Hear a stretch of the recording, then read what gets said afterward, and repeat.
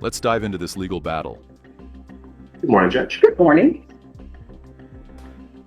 All right, the court is calling 2019 CR 1249. Things take a shocking turn when the defense claims the trial was unfair because they weren't allowed to keep crucial records. But is this really a case of the state hiding evidence, or just courtroom theatrics? Watch as this legal chess match plays out. 5, State versus Tamar McIntyre. Could I have parties announced? State, Your Honor. John Hunter for Mr. McIntyre, Your Honor. Are you Mr. McIntyre? Yes, ma'am. All right, State, defense has filed a motion for new trial. Have you had a chance to review that? I did review And that. are you ready to proceed on it? All right, so the court has read the motion for new trial. I think the motion for new trial clearly has the defense's arguments in it. So with regards to number 1, Yes, Your Honor. any rebuttal? Yes, Your Honor.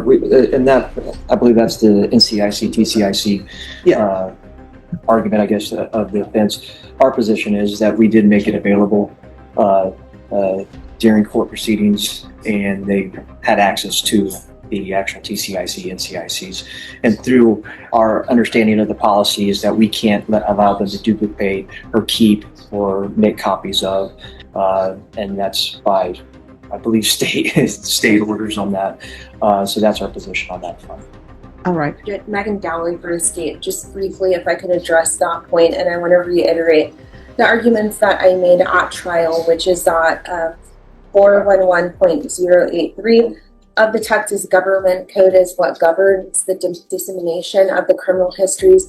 Quick refresher for anyone new to this. The NCIC and TCIC databases store highly sensitive criminal history information, but here's the twist: Texas law strictly controls how that data can be shared. The defense insists it's critical evidence, while the state argues, we provided access, you just can't keep a copy. So, does that sound fair to you? They were provided to Mr. Hunter, and that's stipulated to in the motion. He states that the state did provide him those. And so that is our position. It would have been a violation of law to allow him to keep them or to reproduce them. All right. And then defense, because it's your motion for new trial, I'll give you the final response with regards to the state's answer to defense's number 1. Yes, Your Honor, and forgive me.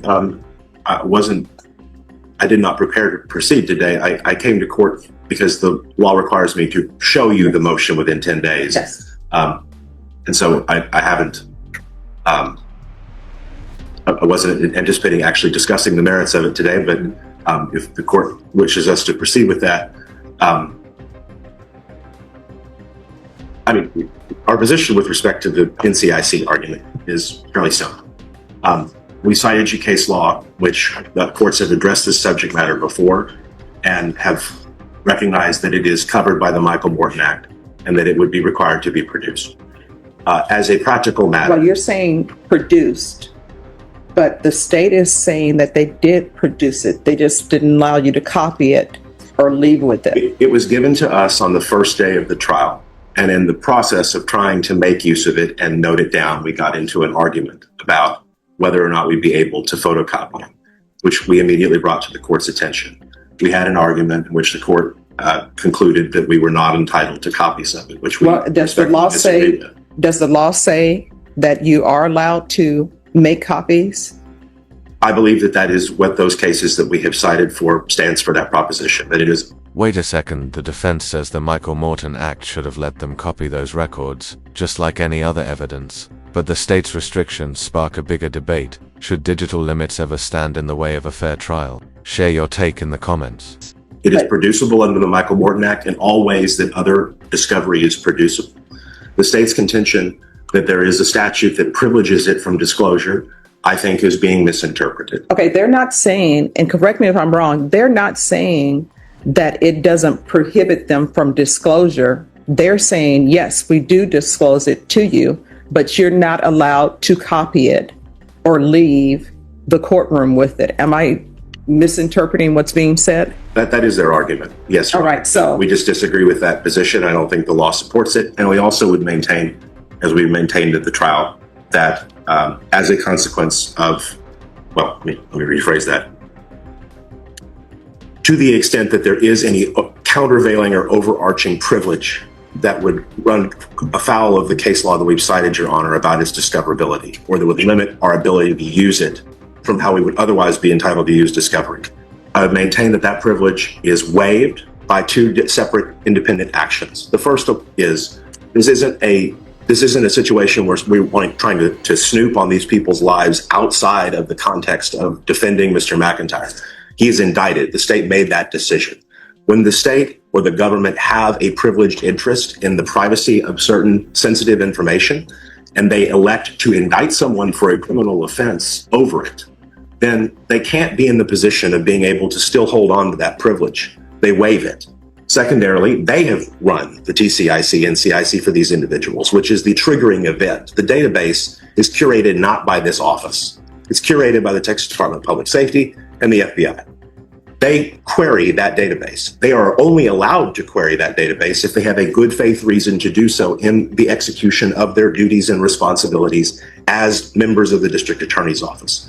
They can't just go pull NCIC-TCIC on you or me because they're upset with us, or they for a petty You're difference. saying that they were upset with somebody, that's why they... No, I'm giving this as an example. I have had cases in the past where I have defended policemen who were accused of improperly querying the TCIC, NCIC database for petty reasons. Whoa, things just got serious. The defense brings up the landmark Brady v. Maryland case, which requires prosecutors to hand over any evidence that could help the accused. But here's the question. Is this just a paperwork dispute or a real due process violation? So we're not saying that any NCIC-TCIC was queried without a good faith basis. No. In fact, quite the opposite. We know that there was a good faith basis because this is the TCIC, NCIC for their witnesses. And Brady versus Maryland, and every case that has come since it, says that they have to give me that information. That Okay, is a so requirement. then So- the main argument, and so let's stick with what the argument is. And if I'm wrong in interpreting what's being said by both parties, the argument is not that you received the information. Your sole basis is that you should have been allowed to photograph or reproduce or take the item, the NCIC-TCIC with you.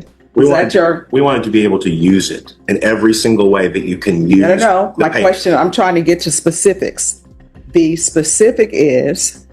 The specific. Well, let me start with this. Number one, was the NCIC-TCIC provided to you? Yes or no? It was handed to me, and I had about 10 minutes with it before we had to turn it back over. Okay, so now, with regards to it being handed to you, then it was handed to you. The next question is, your sole objection or request for a motion for new trial with regards to point one is that you were not allowed to photograph it or take it with you. Am I correct in that?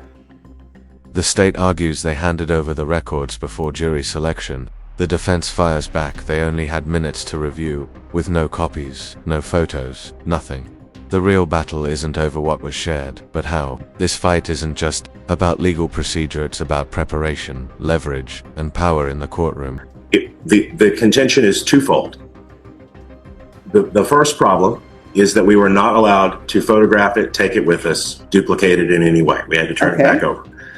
And as we explain in our second argument, that became an acutely problematic issue because we were unable to make use of that information to respond to the state's argument that for authenticity reasons, we were not entitled to offer Joanna Reyes's prior judgment of conviction at sentencing. All right, so let's start with this point. First point, state, when was the NCIC-TCIC given to defense? Prior to jury selection, And the prior to jury selection, was this the NCIC-TCIC that was given to the defense prior to the jury selection? Do you remember which witnesses those would have been? It was for all witnesses listed in the discovery. So would that all also have included Joanna Reyes? That's correct, Your Honor. So you're saying that was given prior to jury selection? It was, Your Honor. All right. So it's the court's understanding that for purposes of cross-examination, NCIC-TCIC are considered timely if they're given before cross-examination, but my understanding is that the state gave it to you prior to jury selection. So the first question is, were the NCICs, TCIC given to the defense prior to jury selection? A stack of paper was handed to me. No, my question is, I want to make sure the record is clear. I want the record to be question clear is too. not accurate. I mean, I want to know, they're saying that they gave the NCIC, TCIC of all witnesses to you before jury selection. And it seems your main complaint in here is regarding Joanna Reyes.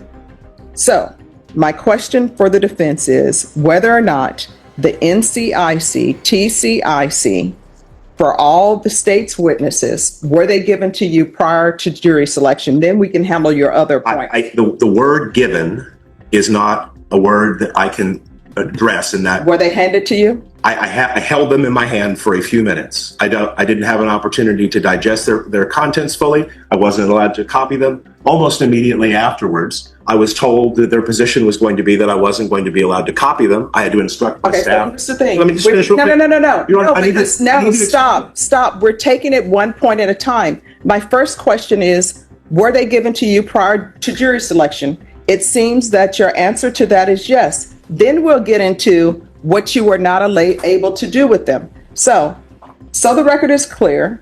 My understanding from you is that witnesses who are going to testify in the state's case in chief, their NCIC, TCIC was given to you prior to jury selection. Now that that's been established, then the next question becomes, what were you able to do with the NCIC, TCIC that was given to you? Nothing. All right. So you said, were you allowed to elect, because in your motion, you say you were not allowed to electronically duplicate. Were you allowed to electronically duplicate them? No. Were you allowed to copy them? No. And here's the twist. The state argues that making copies could violate federal law, exposing them to misdemeanor charges. So now the dilemma is clear. Do you risk prosecution to aid justice or protect yourself and limit the defense? That's a tough call. What would you do? Were you allowed to photograph them? No.